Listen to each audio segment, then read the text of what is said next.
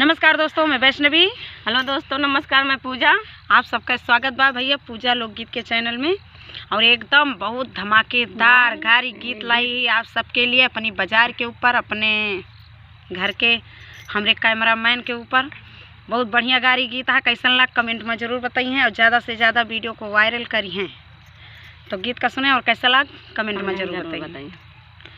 बहुरहमा के बजारिया में चाटवा बिका तुहाई, बहुरहमा के बजारिया में चाटवा बिका तुहाई, सब लोग वे खाई खाई जाई, हाजी सीताराम के भजो, हाजी सब लोग वे खाई खाई जाई, हाजी सीताराम के भजो।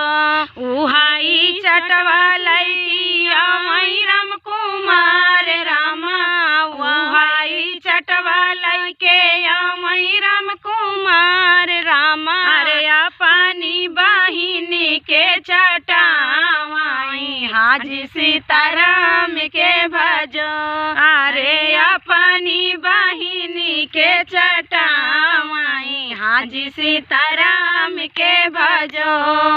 वही रे बजारिया में आलू बिका तुहाई, वही रे बजारिया में बैगन बिका तुहाई, वही रे बजारिया में आलू बिका तुहाई, वही रे बजारिया में बैगन बिका तुहाई, आलू बैगन लैके आमई गरावा, हाजी सीताराम के भजो, अरे उहै आलू बैगन लामई राम कुमार अपने घरवा, हाजी सीताराम के भजो। आलू बैगन काटी सब्जी उनकई बहिनी बनावई हो, आलू बैगन काटी सब्जी उनकई बहिनी बनावई, अरे बनाई के खियावई भैया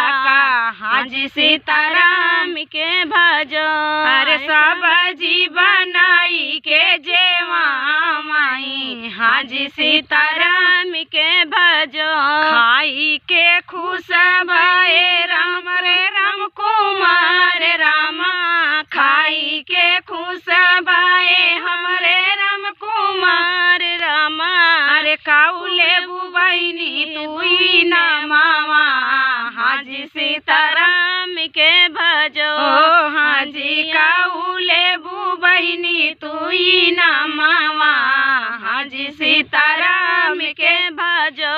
अरे सब्जी के बनवाई भैया काऊ कम का दिया बाहो, सब्जी के बनवाई भैया हमके काऊ दिया बाई, अरे लमका बाई गाना माथा माई, हाजी सीताराम के भजो, अरे मटका